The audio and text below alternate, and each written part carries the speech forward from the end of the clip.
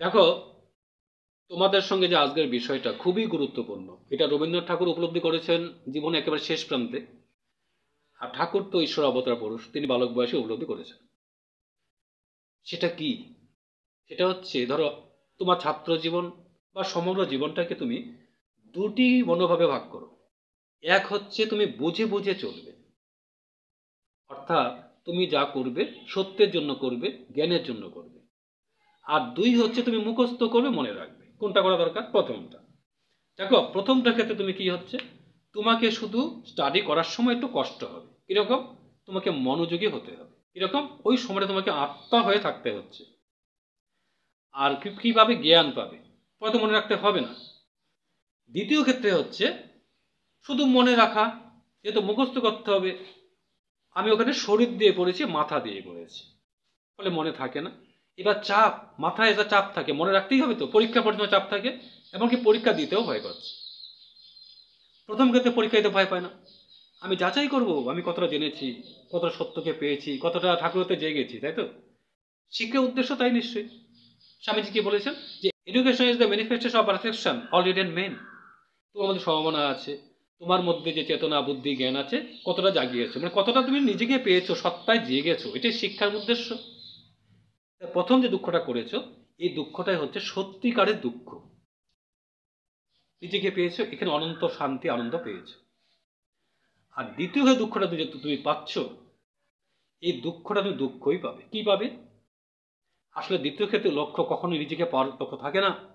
লক্ষ্য থাকে জাগতিক, শারীরিক। এই জন্য শরীর দিয়েই এখানে কেটেছে, কখনোই শুদ্ধ মন দিয়ে কাটেনি। তো এখন কথা হচ্ছে, এই যে থিওরিটা তুমি সমগ্র ক্ষেত্রে ইউজ করে দেখো, যারা এইভাবে শুধু শরীর দিয়ে চলছে তারা দুঃখে আছে। আর যারা আত্মার মতন হয়ে চলছে তারা আবার দেখবে মহা আনন্দে আছে।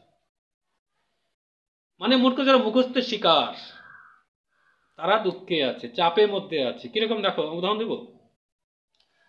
ধরো, আমরা তো অনেক কিছু করি না। পড়াশোনা করছো, এছাড়া তোমাকে পূজা করতে হয়, গান করতে হয়, খেলতে হয়। হ্যাঁ, বিয়ে বাড়ি, টিয়ে বাড়ি, অনেক কিছু ব্যাপার আছে তো।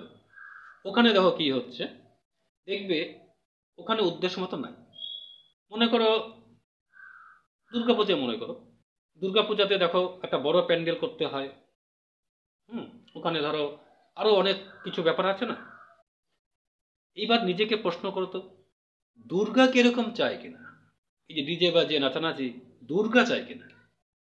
তার মতন করি কি? করি না। সুতরাং আমি বুঝে এটা করি না, না বুঝে করেছি। কেন করেছি? পাবলিক আমাকে ভালো বলবে, আমি বড় পূজা করেছি। বিয়ে দাও না, তবে অনেক টাকা খরচ করে বিয়ে দেওয়া হচ্ছে, বড় প্যান্ডেল। ব্রহ্মা প্রজাপতি চায় এরকম? কখনোই না। কিন্তু করছি কেন? আমি না বুঝে করছি, লোককে দেখানোর জন্য করছি। এইভাবে আমরা সব করছি, শুধু জাগতিক স্ট্যাটাসকে মেনটেন করার জন্য করি। এতে কি চাপ হবে না? এখন আজকে ধরো অমুকের একটা মেয়েকে প্রচুর টাকা দিয়ে বিয়ে দেবো, এখন তো আমারও ইচ্ছা হবে, আমিও দেবো। বা অমুক একটা এত বড় বাড়ি করেছে, আমাকে তো করতে হবে। চাপ হয়ে যাচ্ছে। এই যে চাপ, এই চাপেই মানুষ দুঃখ করছে। এই চাপটার জন্য, আর কিছু না। অথচ যদি সে উদ্দেশ্য মতো চলত, দুর্গাপূজা কেন করে, বিয়ে কি উদ্দেশ্য, সেই উদ্দেশ্য মতো চললে কিন্তু অতটা খরচ হতোই না। বরঞ্চ এখান থেকে জানতো, নিজেকে জ্ঞান হতো, নিজেকে জানতে পারত। কিন্তু ওখান থেকে নিজেকে জেনেছে? না জেনেছে ছেলেটা মেয়েটা শান্তি পাবে কিনা, পূজা করে আমি কোনো আনন্দ পেলাম কিনা। পেয়েছি 4 দিন, কিন্তু নিজেকে আনন্দকে পেয়েছি? দুর্গার আদর্শ গ্রহণ করেছি? ব্রহ্মা কি উদ্দেশ্যে বিবাহ দেয় আমি জেনেছি? কখনোই জেনেছি। আর যখন আমি তার মতন করে চলবো, অবশ্যই আমার জ্ঞান হবে। এই যে একটা গভীর যে সাধনা, এটাই জ্ঞানের লক্ষণ। এই জন্য বলছিলাম, যখন তুমি যা করবে ঠাকুরের মতন করে চলবে, ঠাকুরের মতন করে চলবে, তখন তোমার জ্ঞান হবে এবং অভাবগ্রস্ত থেকে মুক্ত হওয়া যাবে। কমে হতে পারে। আজকে মানুষের অভাবে আছে, জাগতিক অভাবে মানুষ ভুগছে বেশি। কখনোই এই আমার জ্ঞান নাই, আমার সততা নাই, আমার সেই মতো চরিত্র নাই, আমি নিজেকে জানতে পারি না, এই অভাবে ভোগে কয়জন? কখনোই ভোগে না। অথচ পৃথিবীতে এই উদ্দেশ্যে আসে নাই কেউ। পৃথিবীতে আসার উদ্দেশ্য যে নিজেকে জানা।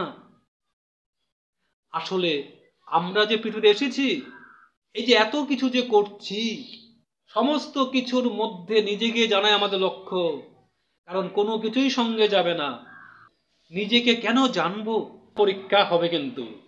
তোমার এই দুর্গাপূজা বলো, বিয়ে বলো, সংসার বলো, খেলা, একটা সিলেবাসের মতো তোমাকে দিয়ে দেওয়া হলো, তুমি এইসব করে কতটা জ্ঞান অর্জন করেছো, এর পরীক্ষা হবে। পরীক্ষাটা কিভাবে হবে? আমার বাস্তব সমস্যা দিয়ে। প্রকৃতির দুর্যোগ আছে, প্রিয়জন চলে যেতে পারে, এমনকি এমনও হতে পারে যে সামাজিক কোনো পারিবারিক এমন সমস্যা, দুর্যোগ, যেটা নাকি আমার অস্তিত্ব বিনষ্ট হতে পারে। তখন তুমি কতটা পারো সংগ্রাম করতে? যে নিজেকে জানে না, আত্মজ্ঞান নাই, ওখানে হারবেই। যেমন ধরো, মনে করো একজন, মনে করো প্রচুর টাকা আছে, প্রচুর ডিগ্রি আছে, পদ আছে, মানে অনেক স্বনামধন্য। এখন যদি করোনা আক্রমণ করে, বড় জীবাণু আক্রমণ করে, তখন কি সে নির্ভয় হতে পারবে? বলতে পারবে যে আমি তো অনেক কিছু করে ফেলেছি, অনেক কিছু? পারবে ওখান থেকে রেহাই পেতে? পারে না। কেন পারে না? সে বড় হয়েছে শুধু জাগতিকভাবে, আত্মায় না, সত্তায় না। অথচ দেখো, যারা সত্তায় জেগেছে, যারা নিজেকে জেনেছে, আত্মজ্ঞান হয়েছে, তারা সেই সংগ্রাম করতে প্রস্তুত। সেই পরীক্ষা তারা ভয় পায় না, কারণ সেই পরীক্ষা দিয়েও নিজেকে জানবে। কতটা নিজেকে জেনেছে, ঠাকুরকে কতটা নিজের মধ্যে পেয়েছে, তারাই পরীক্ষা করবে, এই আনন্দ জনিতা পরীক্ষা দেবে। তারা সর্বদাই প্রস্তুত থাকে। এই হচ্ছে সত্যকে জানার লক্ষ্য। অথচ আমার তো উদ্দেশ্য এইটাই, নিজেকে জানা না, আমার গন্তব্যই নিজেকে জানা। এই জন্য ঠাকুরও বলেছেন যে উদ্দেশ্য অনুপ্রাণিত হও আর প্রশান্ত চিত্তে সমস্ত সহ্য করো, সফলতা আসবেই। আবার কি বলেছেন? তোমার সব অবস্থার ভিতর তার মঙ্গল ইচ্ছা বুঝতে চেষ্টা করো, দেখবে কাতর হবে না, দুঃখ আনন্দ পাবে। মানে কি? যত সমস্যা আসে, পরিস্থিতি আসে, আমি বুঝবো এখানে ঈশ্বর কি চান, কি করলে এই পরিস্থিতি সামাল দেওয়া যাবে। সর্ব সমস্যার সমাধান জানিস ইষ্ট প্রতিষ্ঠা। সমগ্র সমস্যা যদি তার মতন করে সমাধান করতে যাই, তখনই আমি সমাধান করতে পারবো। সমস্যা সমাধান করতে গিয়ে আমি ঠাকুরকে পাবো, নিজেকে পাবো। সমস্যা থেকে পিছু পা হওয়া নয়। যারা আত্মজ্ঞানী, নিজেকে জেনেছে, তারা এই সমস্যাকে ভয় পায় না। তারা এই সমস্যার মধ্যে দুঃখ করতেই পারে, সেই দুঃখে কেঁদে কেঁদে নিজেকে পায়। যেমন পেয়েছে রবীন্দ্রনাথ ঠাকুর। চিনিলাম আপনারে আঘাতে আঘাতে, বেদনায় বেদনায়, সত্য যে কঠিন তবু তারে ভালোবাসিলাম। সে কখনো করে না বঞ্চনা, আমৃত্যু দুঃখের তপস্যায় জীবন, সত্যের এই দারুণ মূল্য লাভ করিবারে। অর্থাৎ নিজেকে জানার জন্য, সত্যকে জানার জন্য, ঠাকুরকে জানার জন্য আমাদের আমৃত্যু দুঃখ করতে হবে। আমাদের এইটাই গন্তব্য, আর কিচ্ছু কোনো গন্তব্য না। পৃথিবীর কোনো জিনিস আমার সঙ্গে যাবে না। যাবে কি? আত্মা। কতটা এখান থেকে জ্ঞান নিয়েছি সেটাই যাবে, সেখান থেকে পরজন্ম।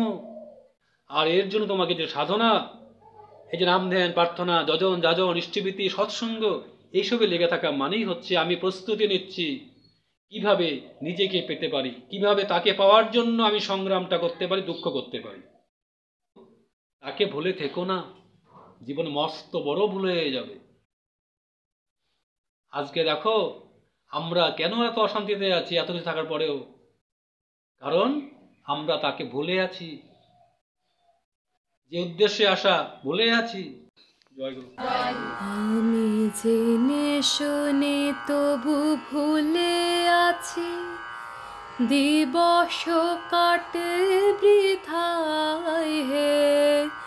জেনে শুনে তবু ভুলে আছি, আমি যেতে চাই তব পথ পানে।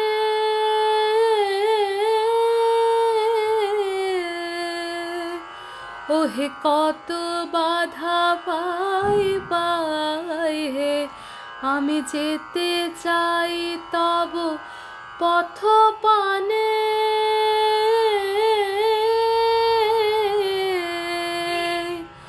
তোমার অমৃত পথে, যে পথে তোমার আলো জ্বলে, সে অভয় পথে আমি জেনে শুনে তবু ভুলে আছি। দিবস কাটে বৃথায় হে, জেনে শুনে তবু ভুলে আছি।